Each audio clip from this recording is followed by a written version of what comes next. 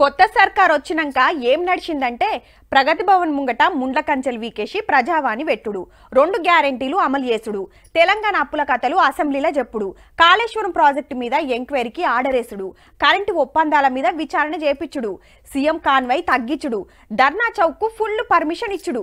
ఇగి ఎలాగిది సచివాలయంలో కలెక్టర్లు ఎస్పీలతోటి first meeting పెట్టింది కొత్త సర్కారు. 6 గ్యారెంటీల అమలు కోసం 28 తారీఖు సంది ప్రజాపాలన పేరు మీద ఊరూరా గ్రామ సభలు పెట్టాలని డిసైడ్ చేసిండ్రు. ప్రజాపాలన అనే టైటిల్ తో డిసెంబర్ 28వ తారీఖు నుండి జనవరి 6వ తారీఖు వరకు ప్రతి గ్రామంలో, ప్రతి వార్డులో, ప్రతి హ్యామ్లెట్ విలేజ్ లో ఈ ప్రజాపాలన కార్యక్రమాన్ని గా టైంలో అందరు దరఖాస్తులు పెట్టుకోవాలన్నట్టు.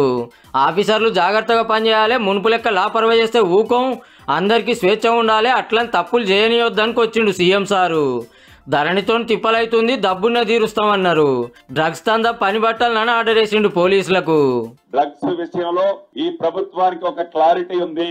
డ్రగ్స్ అనే మమ్మరిని ఈ రాష్ట్రం నుంచి పాలదోడాలి, గంజాయిని ఈ రాష్ట్ర సరిహద్దుల్లోకే రాకుండా చేయాలనేది కృత నిశ్చయంతో ఈ ప్రభుత్వం, అదే రకంగా గౌరవ ముఖ్యమంత్రి గారు ఉన్నారు. బేస్తారం సందే ప్రజాపాలన, మీ ఊరికే ఆఫీసర్లు వస్తారు కాబట్టి అందరూ తయారుండుండ్రిగా.